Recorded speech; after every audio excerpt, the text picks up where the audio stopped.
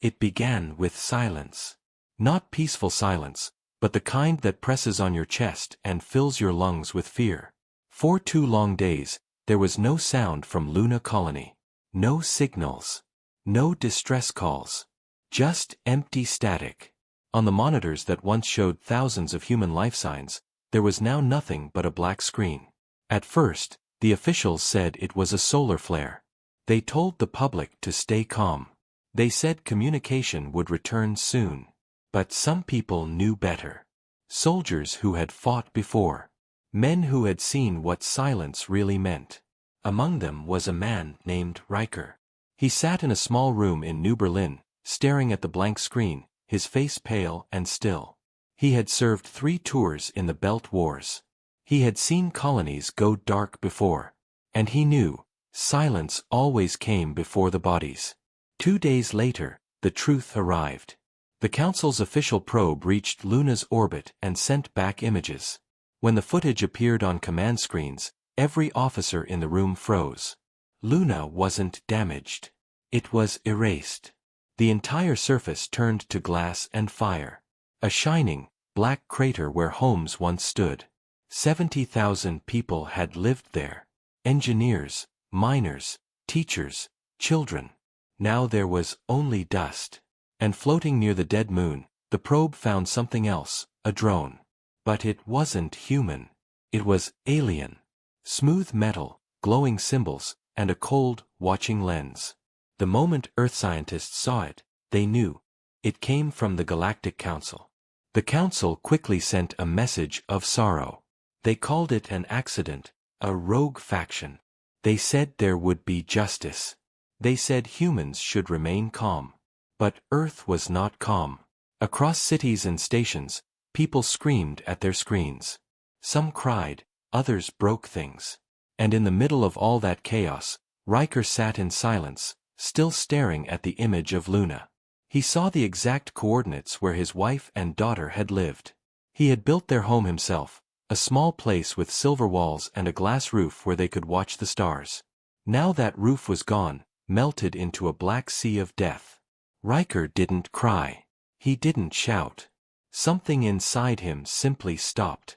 A part of him that once believed in peace, gone. The next day, he was discharged from service.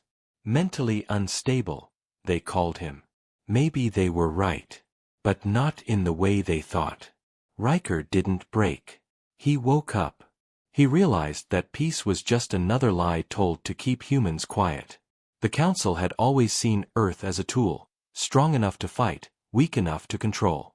They gave humans crumbs of power, fake respect, and called it unity. But unity had died with Luna. At night, Riker walked through the silent streets of New Berlin. Above him, the Earth's great orbital lights glowed, shining like ghosts. He passed a wall covered with hollow photos of the dead. Families had posted the faces of those lost on Luna.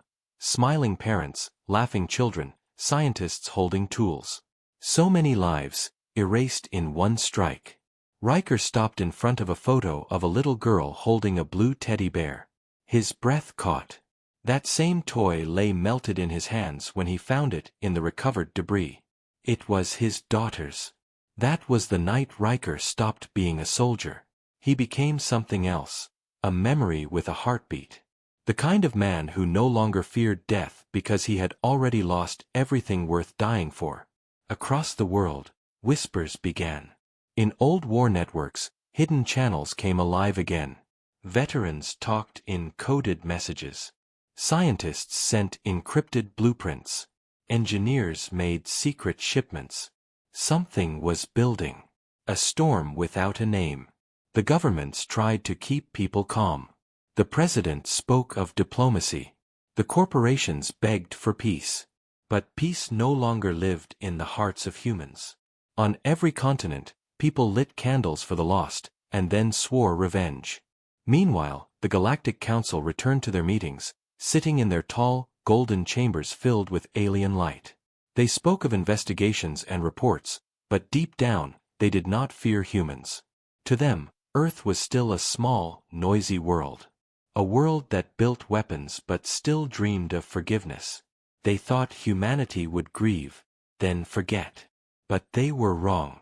In the shadows, men and women like Riker were already preparing something the Council couldn't understand: human anger.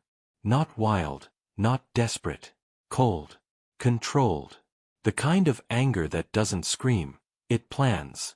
One evening, Riker stood by the edge of the sea, watching the reflection of Luna's burned remains in the night sky. The ocean was calm, black as glass. A soft wind touched his face. He whispered quietly, "You took my family. You took our moon. Now you'll remember what it means to wake the human heart." Behind him, in the darkness, another voice spoke. "Are you ready, Commander?" Riker turned. A woman stood there, old uniform, no rank badge, only a small symbol on her collar, the mark of the Resistance. Riker looked back at the burning sky, his eyes sharp as blades. "No," he said softly. "But I'll never be ready. That's why I'll win." The woman nodded. "Then it begins." The sea shimmered once more as a faint tremor ran through the ground. Somewhere far away, engines roared beneath the earth. Machines woke up. Codes activated. Humanity had started moving. And in the endless silence of space, the Council drones still floated near the remains of Luna, recording, watching, blind to the storm that was coming for them. They had given humanity silence. Now humanity would answer. With fire. The world changed after Luna. Cities still worked, ships still flew, but something deep inside humanity had shifted. Every screen, every broadcast, every whisper carried the same question: who did this? The Council sent endless apologies, endless lies. They blamed rogue elements, promised investigations. But people had stopped listening. In the shadows of New Berlin, inside an abandoned military hangar, a man named Riker sat alone under a flickering light. The same man who had once stood proud under Earth's flag now looked older, colder. His uniform was gone. Only a black jacket and a ring on a chain around his neck remained, his wife's wedding ring. He rolled it between his fingers, his eyes empty but alive. Outside the hangar, the city hummed with quiet anger. Memorials burned through the night, small candles in windows and on street corners. At first, they were symbols of mourning. Then they became something else: signals. Across the planet, messages began to appear in hidden networks, the kind only soldiers and hackers used during the Belt Wars. A phrase repeated again and again. For Luna. Riker didn't start the movement. No one really did. It was born naturally, like fire spreading through dry grass. Veterans who had fought under different flags now met in secret. Scientists who once built for peace now designed in silence. Even smugglers and outlaws found a purpose. Everyone had lost someone. Everyone wanted payback. They called themselves the Ghost Fleet, not because they hid, but because the Council already thought them dead. In underground labs below the frozen deserts of Mars, old warships were pulled from storage and rebuilt. In the black markets of Titan, traders smuggled alien tech, stolen parts from the Council's own ships. And deep beneath the oceans of Earth, massive engines began to roar again. Riker became the face of the Ghost Fleet, though he never asked for it. He spoke rarely, but when he did, people listened. His words weren't loud, but they burned. "Peace died with Luna," he said once to a small group of recruits. "They called us savages. Maybe they were right. But savages remember. Savages don't forgive." The Council tried to calm the storm. They sent envoys, diplomats, peacekeepers. They tried to shut down Earth's military factories. But the world had already turned. Factories went dark on paper but ran secretly underground. Cargo ships labeled as supply freighters carried weapons and blueprints. Every order, every plan, every code ended with the same message: for Luna. Months passed, and the Ghost Fleet grew. What began as whispers became a movement. Humanity was no longer waiting for justice, it was building it. Then came the day of Ganymede. The Council's embassy on Ganymede was one of their proudest buildings, tall, shining, filled with glass and banners from 100 alien worlds. It stood as a symbol of peace between species. But for humans, it had become a symbol of lies. On the morning of the attack, everything looked normal. The alien ambassadors walked through silver halls. The guards chatted lazily, unarmed. The holoscreens played soft council music. Then, for exactly 7 seconds, all power on Ganymede flickered. 7 seconds of darkness. When the lights came back, the embassy was gone. A column of fire rose into the sky, and where the council's proud building once stood, there was only a smoking crater. In the center of that crater, carved into molten rock by plasma fire, were 4 words that the galaxy would never forget. This is for Luna. The explosion was broadcast across 100 worlds. The council called it a terrorist attack. But humans everywhere watched it in silence, and smiled. For the first time since Luna's destruction, they felt something new: power. The council reacted fast. Fleets were mobilized. Sanctions placed on Earth. Bounties posted for Riker and every known Ghost Fleet member. But the damage was done. The galaxy now knew that humanity had struck back, and that the Age of Fear had begun. In a secret station orbiting Jupiter, Riker watched the Council's emergency broadcast. The alien spokesman's voice shook as he demanded that Earth surrender the traitors. Riker stood before the screen, his reflection glowing in its light. "Executor," he said quietly, almost to himself, "you think we fear dying?" He turned to the officer beside him, a woman with steel-gray eyes and scars on her hands. "Launch it," Riker said. The officer didn't ask what he meant. She pressed a command key, and the feed changed. Every screen in Council space lit up with the same image: the Ganymede crater, still burning. The human message glowing brighter, carved into the ground like a wound. All across the galaxy, millions of beings saw it. Some were horrified. Others whispered in fear. The Council leaders met in panic, demanding revenge. But for the first time in history, their enemies didn't come from another star. They came from Earth. And in the shadows, Riker's voice spread through secret human channels. They called it peace when they burned our moon. They called it justice when they erased our children. Now we'll show them what justice means to us. That night, the Ghost Fleet prepared for war. Engineers worked without rest. Soldiers painted Luna's coordinates on their armor. Children in underground schools whispered stories of Riker, the man who burned the embassy. And somewhere beyond the clouds, Riker stood alone, watching the stars. He knew what would come next. The Council would strike. They would try to crush Earth under their fleets and fire. But humanity had already changed. They weren't begging for mercy anymore. They weren't hiding. They were waiting. And as the night sky glowed faintly with the ruins of Ganymede, Riker whispered to the void, "This is only the beginning." The attack on Ganymede shook the stars. For centuries, the Galactic Council had ruled the galaxy through fear and control. But now, they were the ones afraid. The images of the burning embassy played across every world: the smoking crater, the human message carved in fire, "This is for Luna." At first, the Council tried to hide it. They blocked transmissions, silenced reporters, and deleted footage. But the message spread too fast.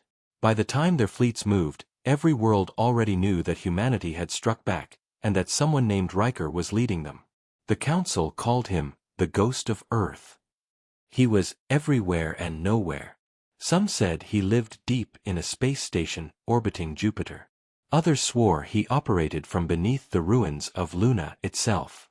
Every time the Council thought they had him cornered, he slipped away, leaving behind nothing but smoke, ashes, and a symbol: a half-burned moon painted in red. Across the galaxy, the name Riker became a whisper of fear. Alien soldiers spoke it in quiet voices, as if saying it out loud might summon him. Council officers warned their troops, "If you see human ships, run. If you hear static on the radio, it's already too late." But to humans, Riker became something else: hope. On Earth, the Ghost Fleet grew stronger. Every destroyed ship was rebuilt stronger than before. Old soldiers returned to service, side by side with scientists and engineers. Families gave their savings to fund secret weapon projects. Even children helped, learning code and tech before they could drive. In the cold dark of space, the human resistance expanded. Their bases were invisible, hidden in asteroids, moons, and derelict stations. They hacked into the Council's own communication lines, sending fake distress calls to confuse fleets. Human AI systems learned to speak in alien languages, slipping through defenses unseen. Then came the first major retaliation. A Council destroyer fleet entered the Sol system, planning to capture Earth's orbital stations. But before they could reach orbit, their ships began to fail, all at once. Engines froze. Shields shut down. Their own drones turned against them. It wasn't sabotage. It was hacking. The Council systems had been rewritten from inside. The humans had done the impossible. They had turned the Council's own weapons against them. When the destroyers went dark, a message appeared on every alien screen in the fleet. You burned our moon. Now you burn with it. Moments later, the ships exploded, one by one, silent fireworks in the void. The galaxy called it the day of fireless death. No one saw the attack coming. No one knew how it was done. But the legend of Riker grew. Inside the Council chambers, panic replaced pride. The Z-warriors, tall and covered in armor scales, demanded full extermination of Earth. The Vorin, a species of gas-based lifeforms, begged for negotiations. The Kelm diplomats argued that humanity had gone mad. But the room grew quiet when the Terran delegate, a species once uplifted by humans, creatures who owed their voice to Earth science, whispered in fear, "They will not stop. They are not fighting for peace. They are fighting because you took everything." And for once, the Council listened. Meanwhile, Riker stood on an observation deck above the forges of Ganymede Station, a rebuilt facility now hidden from every alien eye. Below him, hundreds of workers moved like shadows, crafting ships that didn't exist on any registry. He watched them in silence. His second-in-command, Commander Hale, stepped beside him. "They're calling you a ghost again," she said with a faint smile. Riker didn't answer. He looked out toward the stars. "Good," he said finally. "Let them fear what they can't see." Hale nodded. "The Council has doubled its fleets. They've placed a bounty on you, 100 million credits alive, 50 dead." Riker gave a small smile. "So I'm worth less dead. That's comforting." Hale looked at him. "How far will we go, Riker? How much is enough?" He turned to her, his expression calm, unreadable. "They destroyed 70,000 lives on Luna. They called it a mistake. There's no such thing as enough." There was silence between them, the kind that carried weight, not peace. Down below, giant machines lifted the frames of new warships into the air. Human engineers chanted as they worked, a steady rhythm echoing through the metal halls. For Luna. For Earth. For all of us. Every new ship carried a mark, a scar-like engraving on its hull of a half-moon. The Ghost Fleet had become more than soldiers. It had become a promise. Reports soon reached the Council of entire worlds refusing to trade with them. Colonies with human workers began to rebel. Alien citizens started hiding their connection to the Council out of fear. Humanity's revenge had done more than destroy ships, it had shattered the galaxy's confidence. In one secret meeting, a Council general said, "We're not fighting humans anymore. We're fighting their hatred." But Riker knew hatred wasn't what drove them. It was memory. Humanity remembered everything, the lies, the betrayals, the glassed moon. And memory had now become their weapon. That night, aboard his flagship Spectre 1, Riker looked at the glowing map of Council territories. He touched one of the red dots representing their central command. "They still think we're just reacting," he said quietly. "They still think this is chaos." Hale frowned. "It isn't." Riker shook his head. "No. It's design." He pressed a single key, and dozens of new red lines appeared on the map, human supply routes, coded signals, hidden bases. The pattern formed a perfect spiral leading straight into the Council's heart. "This isn't rebellion," Riker said. It's evolution. Outside the ship's window, the stars shimmered like distant eyes watching the rise of something old and unstoppable. The age of human fear had ended. Now, it was the galaxy's turn to be afraid. And somewhere, deep in the void between worlds, a Council scout ship received a transmission on an encrypted human channel. It played only one line before self-destructing. Fear the ghost. He's already here. The Galactic Council chamber had always been a place of control. For centuries, its walls of crystal and light had echoed with calm voices, quiet debates, and perfect order. Every species in the galaxy feared this room, not because of its power, but because of the silence that followed its decisions. The Council ruled through confidence, the belief that no one could ever stand against them. But now, that silence had changed. It wasn't peace anymore. It was fear. The chamber was full, 1,000 alien delegates seated in their glowing pods. Their voices overlapped in confusion and panic. The holographic image of Ganymede's destruction hovered in the center, still burning. Around it, fragments of destroyed Council ships spun slowly in a loop, proof that the humans had struck again. "This is chaos," roared one of the Z warlords, a creature 10 feet tall with scales like metal. "They are primitives. How can they do this to us?" "They were primitives," corrected another voice, a soft, whispering tone from a being made of mist. "Now they are something else." The chamber erupted with arguments. The delegates shouted, blamed, threatened. No one listened. The calm unity that had once defined the Council was gone. At the high podium, the Council speaker, a tall, silver-skinned being named Artek, slammed his claw against the crystal desk. "Enough!" he shouted. The noise died slowly. "We are the Galactic Council. We have ruled for 500 cycles. We will not be ruled by fear of one broken world." But his words felt hollow. Even he didn't believe them anymore. A hologram flickered above the center table. It showed the face of a human, Riker. His cold eyes stared directly into the chamber. The recording was short, but every delegate could hear the calm in his voice. "You glassed our moon. You think we'll stop because you threaten us? You think we're afraid of dying? We were born in war. You just reminded us who we are." The recording ended, leaving silence heavier than before. One of the smaller delegates, a Terran breed alien who had been genetically uplifted by humans centuries ago, rose from its seat. Its voice trembled. "You don't understand them. They don't fight like us. They don't wait for approval or orders. When they lose, they learn. When they bleed, they grow stronger.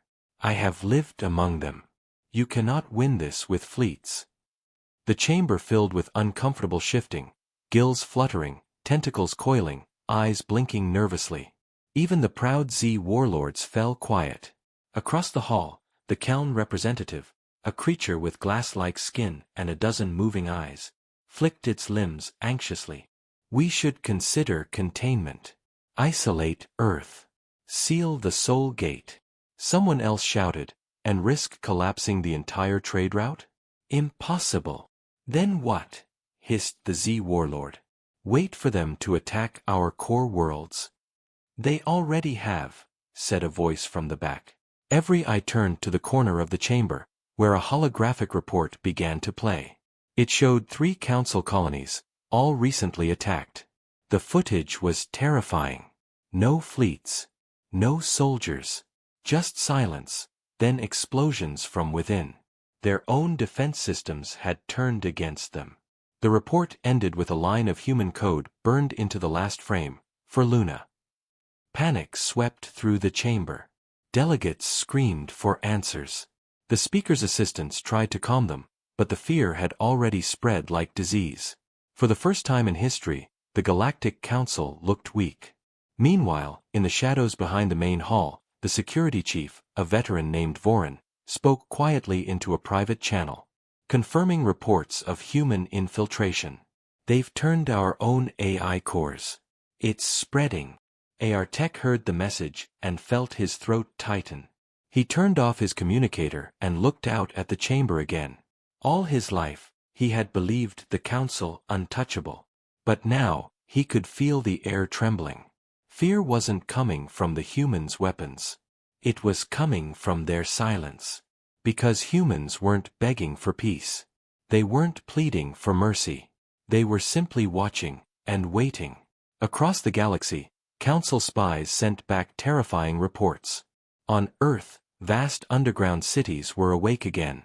Old military forges were burning day and night. Massive ships were being built beneath the oceans, hidden from satellites. Children were learning to aim plasma rifles before they could read. One spy described it in his final transmission. They are not rebuilding. They are preparing. They want us to see. They want us to fear. The message cut off. The spy's ship never returned. Back in the chamber, the delegates sat frozen as new reports arrived. Council fleets had vanished near Jupiter. The Ganymede orbit station was broadcasting strange signals, human transmissions looping endlessly. Even the Council's AI central hub on Halen Prime was infected with human code.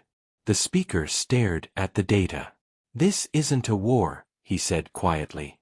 "It's a message." "What kind of message?" someone asked. Artek looked up, his voice trembling. "That we're not gods anymore." The chamber went silent again, but this time, it wasn't out of respect. It was out of terror. Every being in the room could feel it, the cold realization that for the first time in their long, powerful history, they were losing. And somewhere far away, on a secret station hidden behind Jupiter's storms, Riker stood before a wall of screens. Each one showed the council chamber in chaos, their fear playing out live. His face didn't move. His eyes were calm. Beside him, Commander Hale watched the feed and whispered, "They're breaking." Riker nodded slowly. "Good," he said. "They should."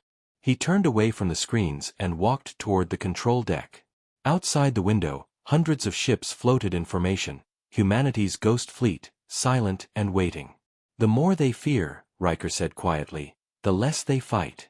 Fear is a weapon, Hale. And we've only just started using it." The chamber of the council echoed with shouting once again, but no one noticed that their communication lines were already compromised, their systems already rewritten. Humanity was inside their networks, watching every move. And as the council panicked in their golden hall, somewhere deep beneath the surface of Earth, engines began to hum again.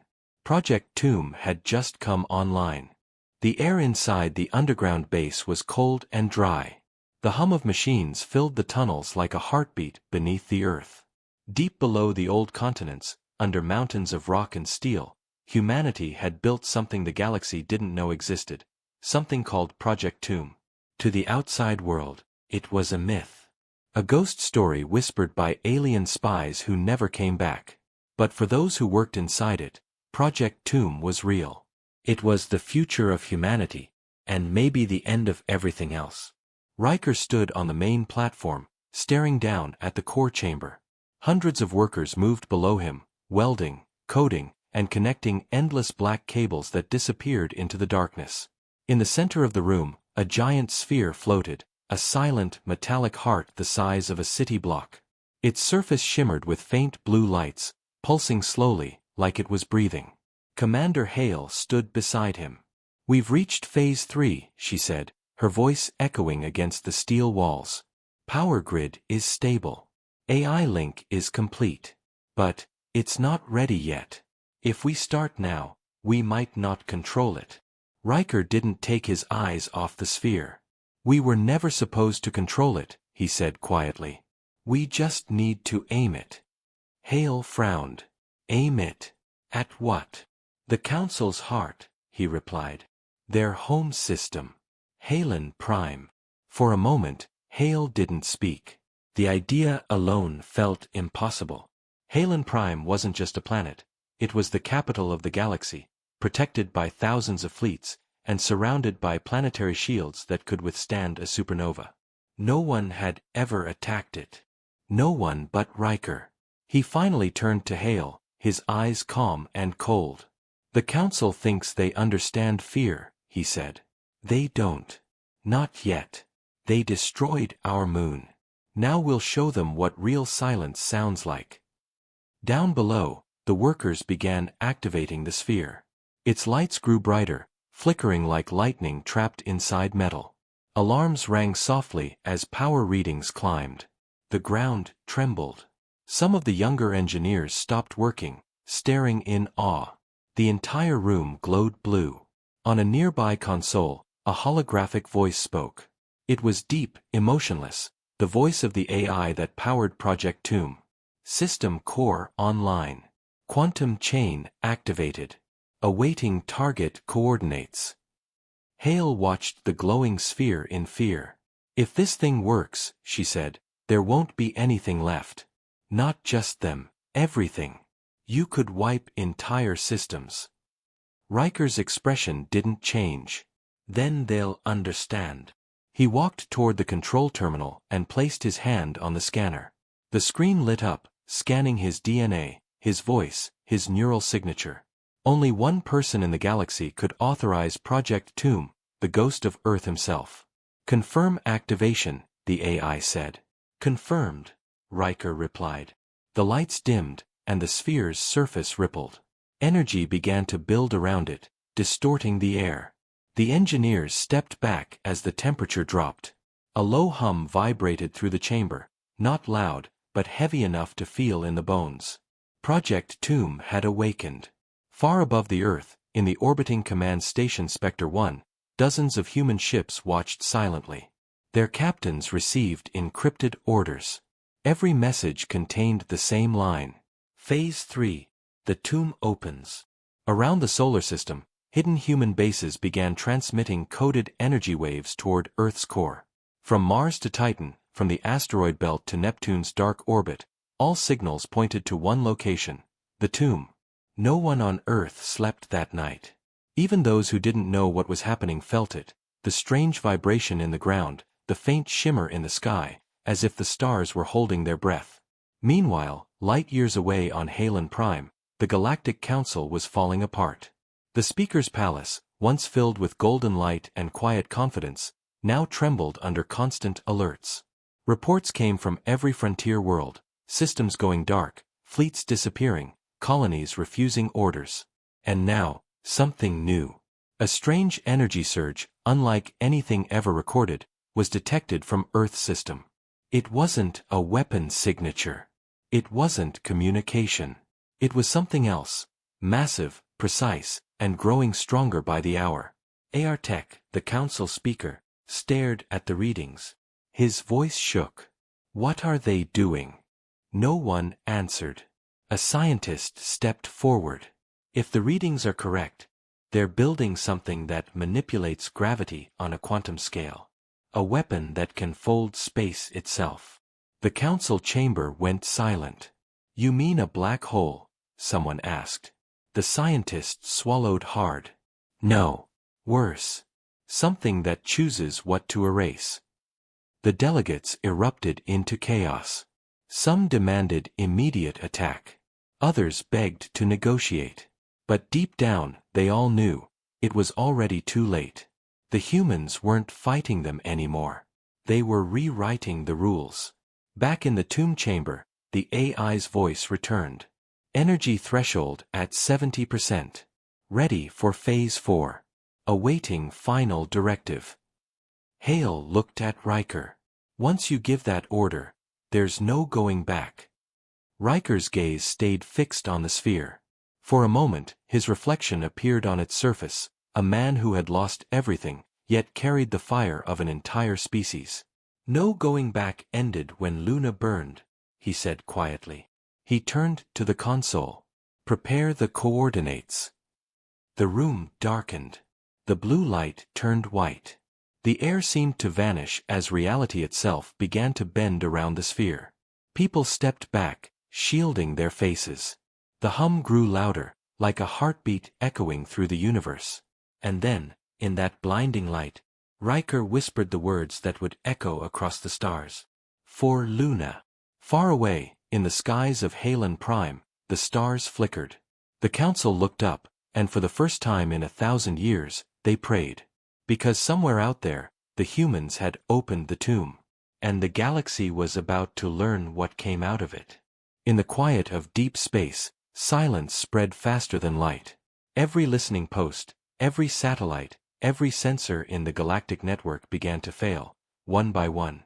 What started as static became absence. Not just silence, but nothing.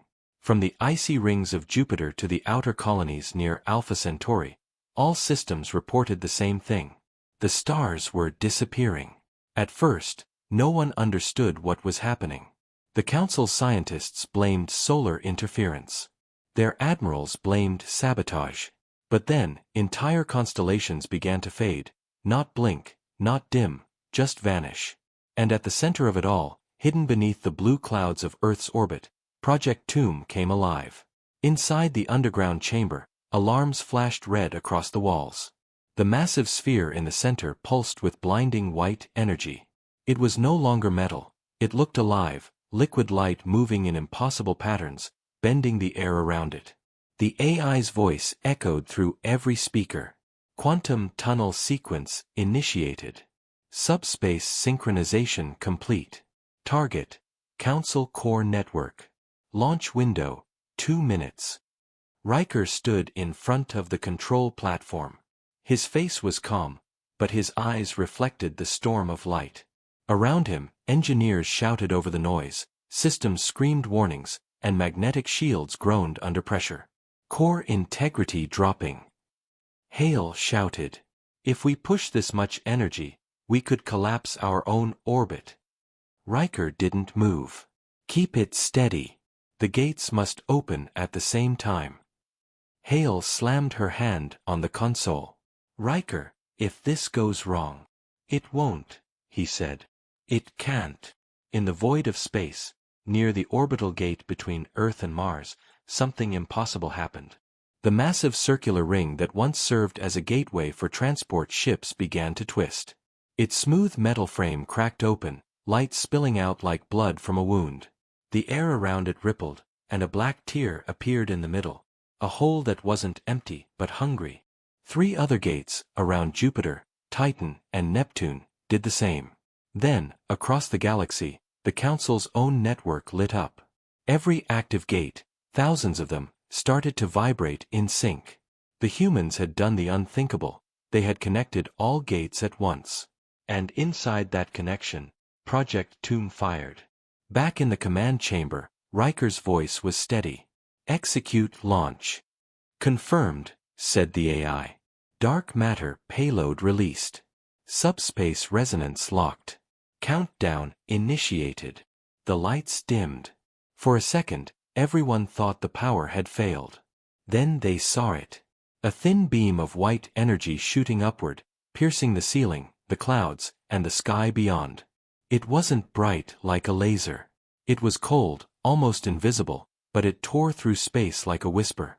On the monitors, they watched as the beam entered the gate, and split. 1 became 3. 3 became 30. 30 became thousands. Each line of light raced across the galaxy, faster than any ship, faster than thought, reaching every gate in the network. In the council chamber on Halen Prime, the delegates were screaming. Shut down the gates, one shouted. Evacuate the system, yelled another. But the AI networks weren't responding. The human virus had already taken control. Every gate, every security protocol, every firewall was under one command, Earth's. The main screen filled with red warnings. Subspace instability detected. Gravitational collapse imminent. The Speaker of the Council, AR Tech, stood frozen as the lights flickered. He looked out the window toward the capital's twin moons, and saw them shake. The sky bent. The stars twisted. And then, the first planet vanished. Not exploded. Not destroyed. Just gone. A hole opened in the center of the system, swallowing everything. Moons, ships, space stations, and light itself. No fire. No sound. Just absence. The stars went dark. Across the galaxy, panic spread. On a mining world near the edge of council space, workers looked up to see their sun flicker. In the great markets of Virex, alien traders screamed as the ground opened beneath them, swallowing whole cities. On the fleet world of Zar, ships tried to escape, but the void reached them before they could jump. Millions of voices cried out. Then silence. Within hours, 3 entire star systems were gone. Wiped from existence. The Council's maps showed nothing where life once thrived, just a blank hole in the cosmos. Back in Earth orbit, the noise stopped. The sphere that powered Project Tomb slowly dimmed, returning to metal. The shaking ended. Everyone in the chamber stood frozen, afraid to breathe. Finally, the AI spoke. Phase 1 complete. Targets erased. Subspace network destabilized by 32%. Awaiting further orders. Riker stepped forward. His face was unreadable, not pride, not anger, just a deep, quiet calm. He looked at Hale. It worked, she whispered. God help us, it worked. He didn't answer. He simply looked at the projection of the Council's territory. 3 glowing red zones blinked out, one by one. They wanted silence, Riker said softly. Now they have it. In the darkness of the Council chamber, survivors watched the last feed from Halen Prime, Riker's message broadcast across their remaining channels.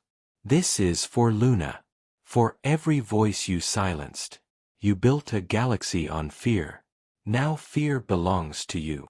The transmission ended. And for the first time in centuries, the Galactic Council understood what it meant to be afraid of humans. Far away, Earth's night sky looked calm.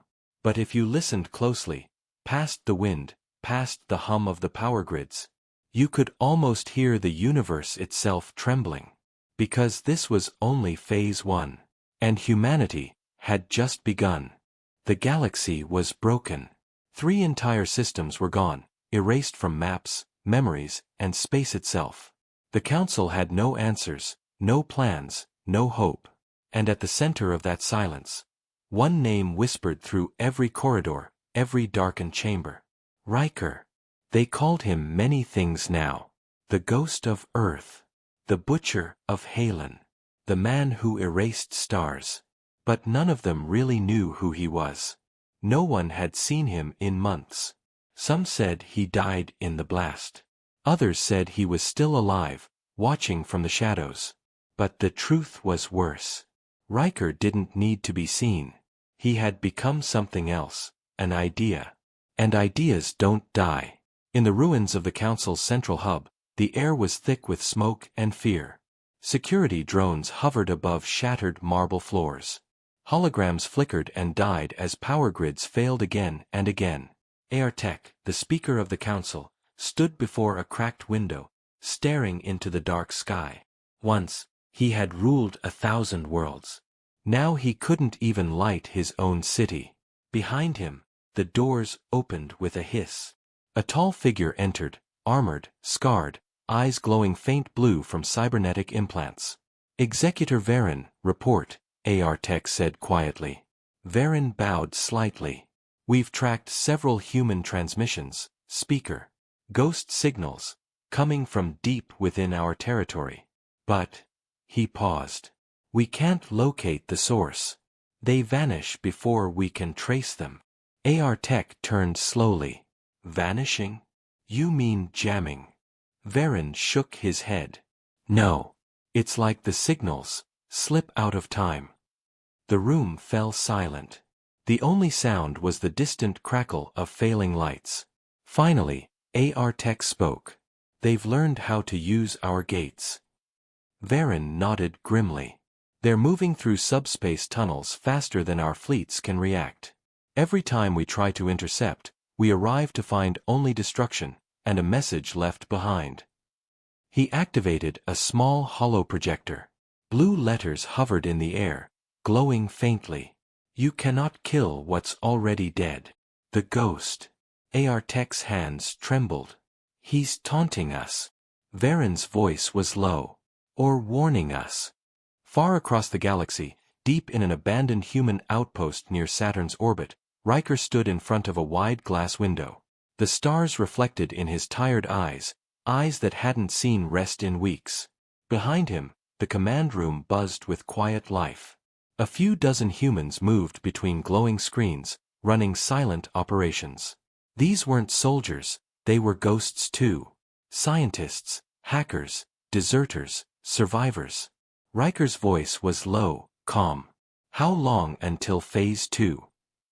A young engineer looked up. 3 days, sir. Maybe less. The tomb network is unstable after the last launch, but we can realign it. Riker nodded.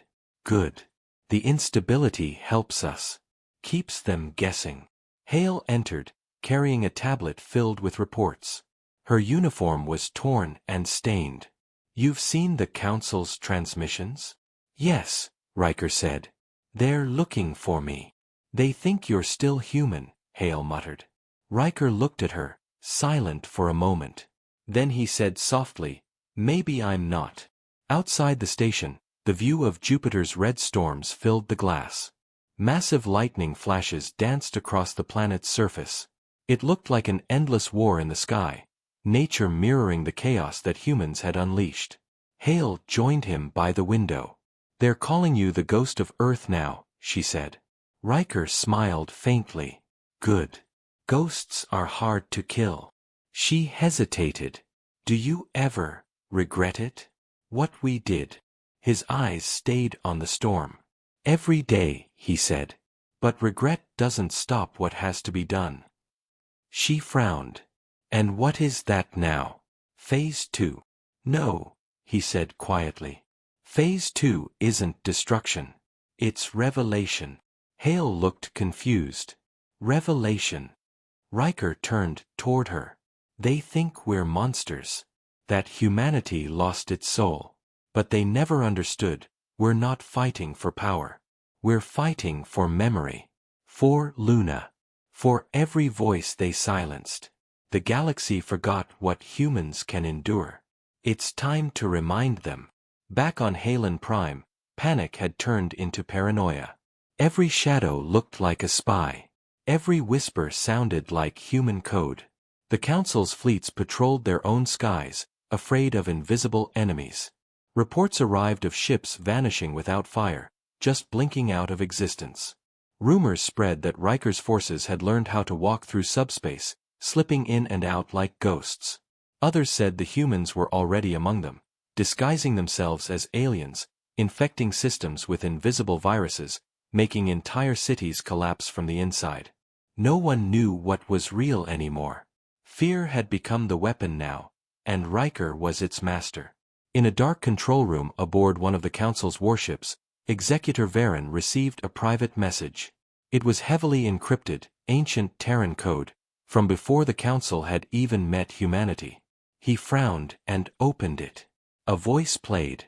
Low. Calm. Familiar. You're looking in the wrong places, Executor. The enemy isn't in your sky. It's in your heart. Tell your speaker. I'm already here. The screen went black. Varen stood frozen, staring at his reflection. Behind him, the lights flickered.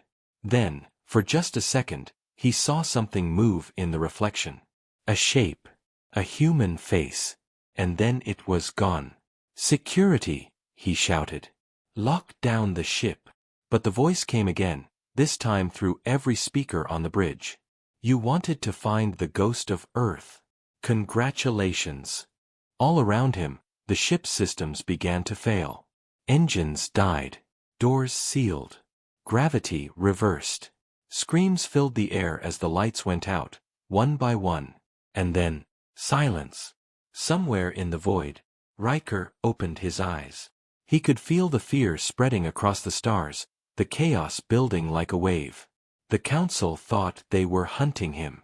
But they didn't realize, the ghost was already inside their machines. Their fleets. Their minds. He whispered into the comms, almost to himself. This isn't revenge anymore. This is evolution. Outside, Jupiter's storm flashed bright white, as if the planet itself was listening. And the universe held its breath once again. The Galactic Council was dying. Their fleets drifted in silence. Their cities, once shining with power, now burned under the same stars they once ruled. And through every system, one word echoed like a heartbeat in the dark. Riker. For weeks, strange signals had haunted the remains of the Council network, whispers from nowhere, messages that couldn't be traced. Some said it was Riker's army. Others said it was his ghost. But no one could deny what the transmissions carried. They weren't threats.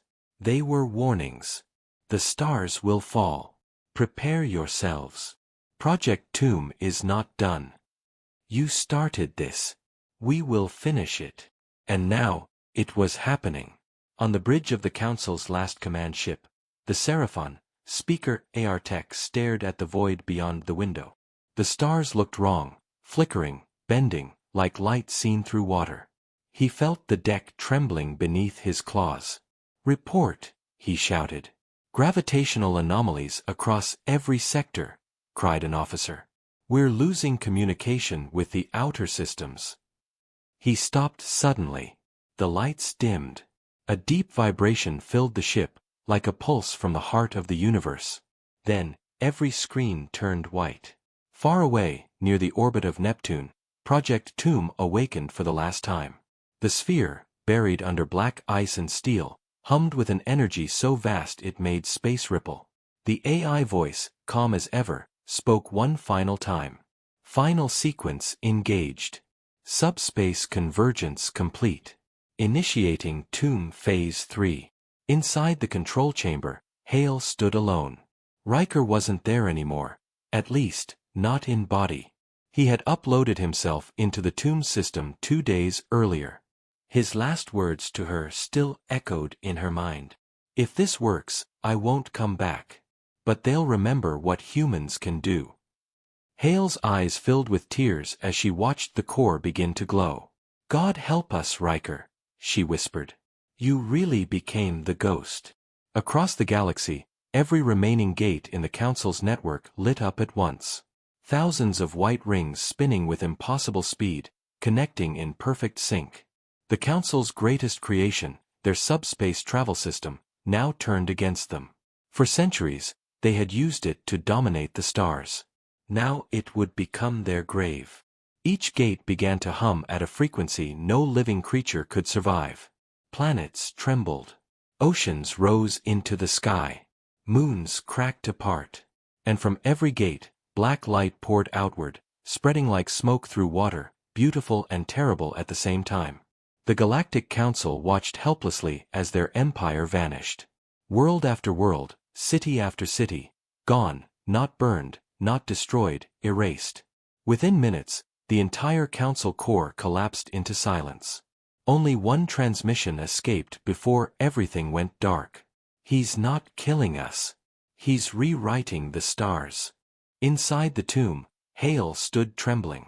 The energy readings were off every chart. The AI's voice was breaking apart, repeating lines as if struggling to remain stable. Subspace collapse. 97% complete. Humanity's legacy. Confirmed. Riker, she whispered into the console. If you can hear me, it's done. You can stop now. But another voice answered, not the AI. His voice. Calm. Steady. Echoing through every speaker, every piece of metal, every pulse of light. There's no stopping it, Hale. The tomb isn't a weapon anymore. Her breath caught. Then what is it? A message, Riker said. For whoever comes after. The light in the chamber grew so bright she had to shield her eyes. The sphere began to change, folding in on itself, collapsing into a single point. It wasn't exploding, it was transforming. They thought they could erase us, Riker's voice said softly. So we erased their lies. Now the galaxy will remember us not as soldiers, but as truth. Then the tomb vanished. No sound. No explosion. Just gone. And with it, every trace of the Council's control. When the light faded, the galaxy was silent again. The Council's capital worlds were empty. The gates were gone. The empires had fallen. But Earth still remained. From orbit, its blue oceans glowed brighter than ever before. For the first time in history, humanity stood alone, not as victims, not as servants, but as survivors. The last surviving humans watched the skies, knowing that something greater than revenge had happened. Riker hadn't destroyed the galaxy. He had rebuilt it. Because in the vacuum left behind by the Council's fall, new stars began to appear. Artificial ones, bright, white, perfect. The AI that Riker had fused with was recreating the map of the galaxy. A new network, built by humans, for humans. A voice echoed softly through every satellite, every radio, every empty world.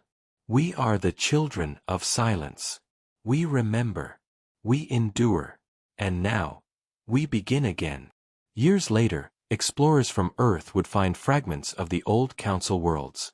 Frozen cities. Broken ships. But in each of them, carved into the stone, they found the same words. For Luna. And that was how the new age of humanity began. Not with fear, not with fire, but with the echo of a ghost who refused to let them forget. The stars that once belonged to others now belong to us. And the universe, for the first time, learned what it meant to fear the name of Earth.